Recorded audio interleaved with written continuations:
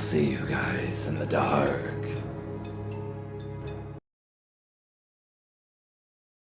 This was back in 2022, but I still think about it sometimes. I was a 24 male naive and was fighting with my father. I was still fighting a mental health battle and had no idea just how messed up I still was. My whole life I was groomed to just take over the house when he dies, and was put down about anything else I wanted to do. Anything else besides the grind was unnecessary. No getting a degree, or building a career, no extracurriculars in school or clubs. I'm being 70. You would think he'd have some wisdom from a life well lived, lessons to be learned, but he was just an aggressive liberal who thought everyone but him was stupid, would make friends out of Republicans just so he can get high and bully them, would assume I didn't know how to do something if he hadn't taught me, and called me a bitch if I ever defended myself. We were fighting a lot lately, and I just wanted to move out and go be independent. I've been working factory jobs for years and could afford it. Eventually I got a message from this girl I knew. She was the first person I'd ever dated. I knew her for 12 years in total, but we disconnected for 8 of them. She said she was in the area and wanted to reconnect. She had just gotten out of a toxic relationship. I wasn't aware of just how bad her life was yet. We spent time together. My father hated her. I had problems with her family a lot. Jumped by her brother in high school at times, and there was a feud. But she moved out early on and was always the reasonable, empathetic one. She seemed okay. There's times I look back now and cringe how I thought I knew how the world worked. My father hated her and refused to let her be around me, but refused to elaborate what red flags he was seeing. You know, the because I said so personality. I'm still confident that if he had explained it to me I might have at least listened. But I was just so over his toxicity. The put-downs. I went to stay with her and her family for a few days. After the back and forth over text, he eventually said he wants me gone. So I moved in with them. They wasted no time convincing me that he was manipulative and controlling. That he was using me. That my dog, who showed signs of trauma since I got him from the puppy mill, was probably being abused by him. They seemed so nice and welcoming. So supportive. It was her adoptive mother, her stepfather, her step-brother, and her bio father was still in the picture. I now have no idea who that other family was to her.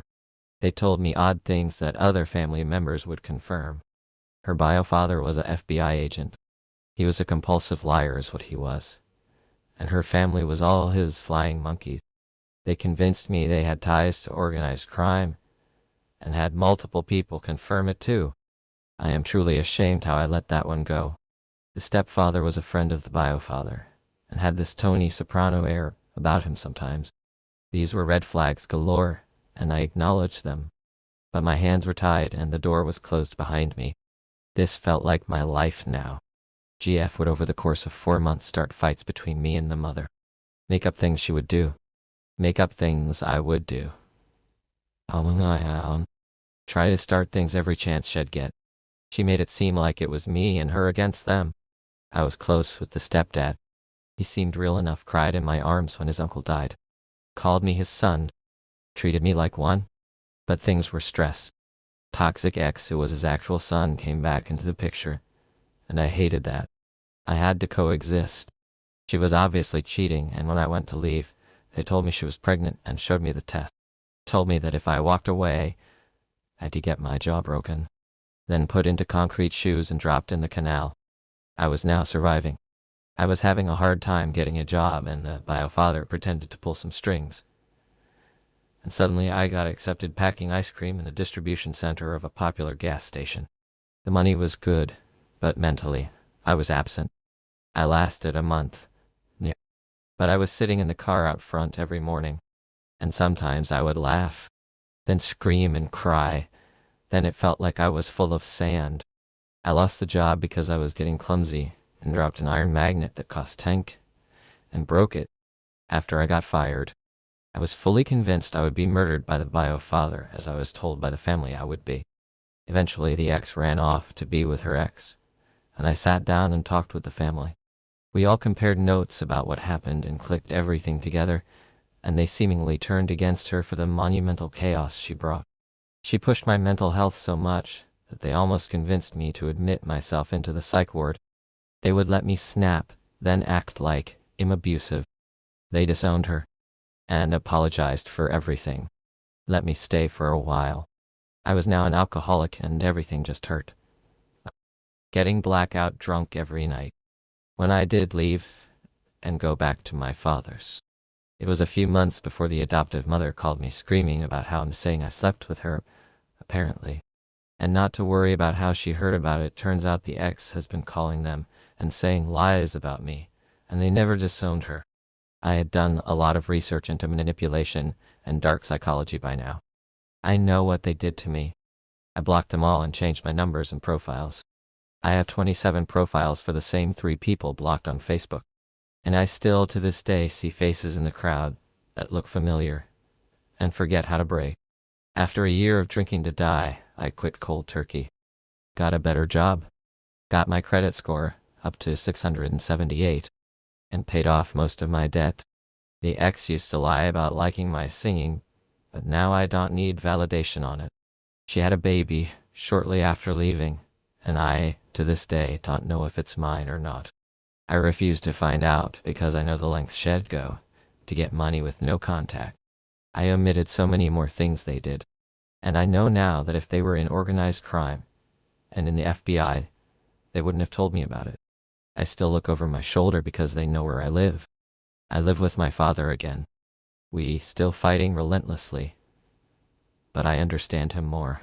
To the inhuman nightmare that showed me how easy I was to take advantage of.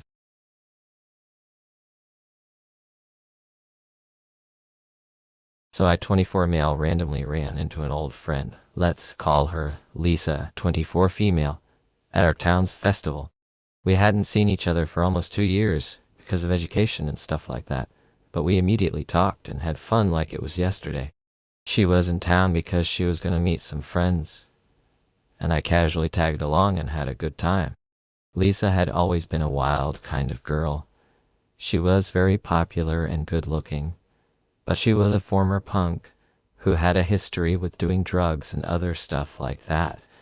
While I haven't even touched a drink in my life, but it never bothered me, because we both came from a school environment, which is one of the reasons I'm capable of keeping calm in very messed up situations.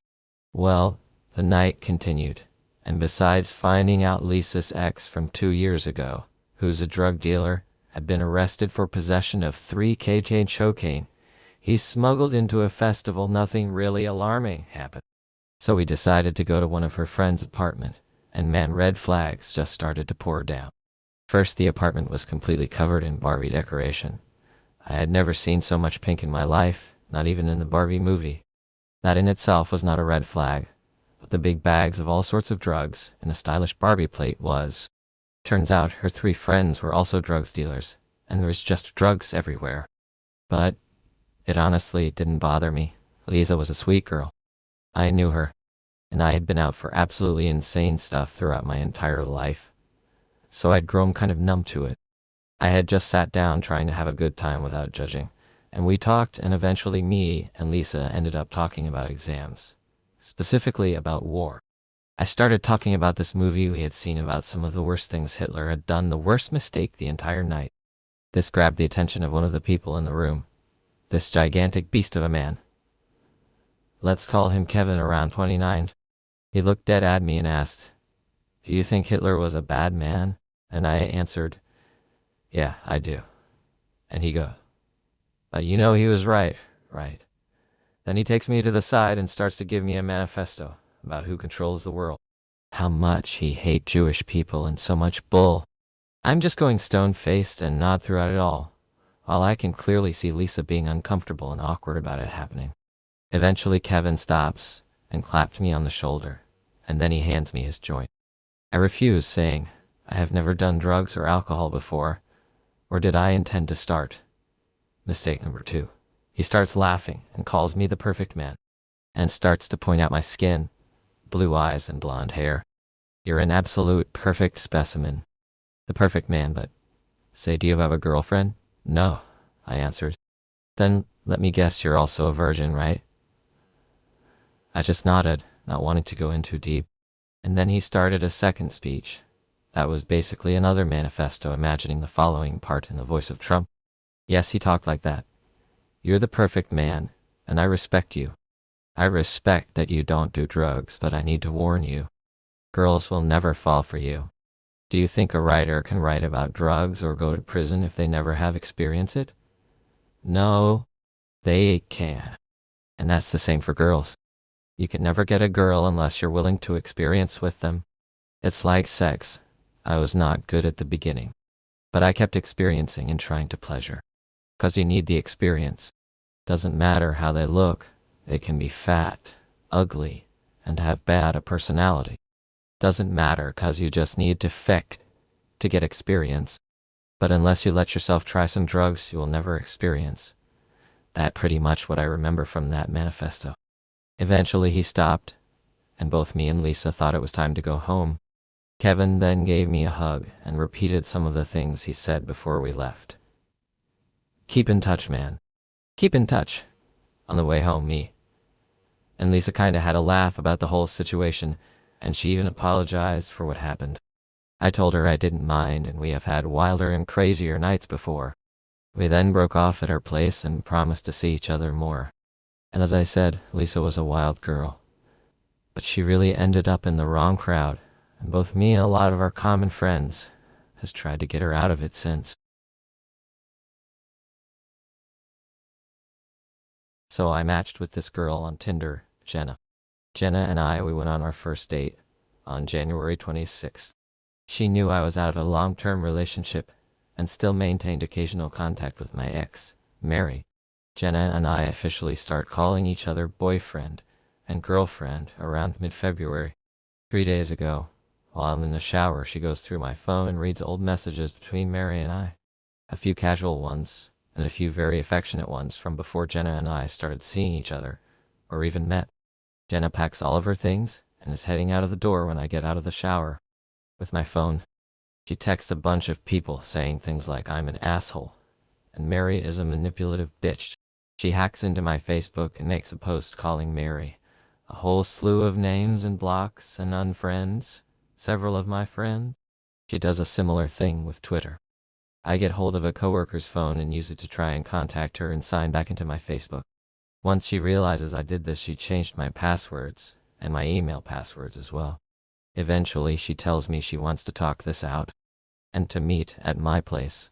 I play along so I can get my phone and passwords back. She gives me my phone and makes me call Mary and tell her I'm cutting her out of my life. I got a hold of Mary earlier and warned her something like this might happen. We both have a background in theater, so we had a very convincing argument over speakerphone so Jenna can hear. And Jenna gives me my passwords, and I immediately change them. I tell her she should leave. She doesn't understand why I want her out of my life. She goes home very upset about me breaking up with her over this. Jenna starts posting and commenting on my Facebook, and I block her. I blocked her on everything, and she begins calling me over and over, not saying anything when I try to pick up the phone. I block her number. I start receiving the same calls over and over from a Colorado number. I live in Canada. Eventually, I go to my phone provider and change my number. I also changed the locks on my door, in case she took a key. Next day, she makes a Facebook page calling me a piece of shit and Mary a manipulative bitch, and she hacks into my secondary Twitter account. I tell her if she calls me one more time, or posts one more thing about anybody, I know I'm calling the police. I get an email saying that my application for a credit card with a bank I do not use has been approved. I call the bank and tell them what's happening, and they put a freeze on the account. Several friends have told me to call the police, and I finally realize enough is enough. The police come and tell me that she has some sort of file with them, and that her name isn't even Jenna. It's something completely different. They issue a warning of harassment, and if she tries to contact me again, I call the police, and she gets arrested. On Monday, I have to call the fraud people and get all my accounts frozen and investigated and stuff. I realize this is a lot, but this is actually a pretty bare-bones version of this story. Basically, the reason I'm posting this is now that the police got involved, and I've had my locks changed, and my number changed, and all is solved. I'm starting to feel the emotional damage of being abused and harassed by someone I was really starting to care about, and I don't know how to deal with. If you enjoyed this video, please subscribe, like, and hit the bell for notifications on future videos, and become a stalker of the night. And I'll see you next time.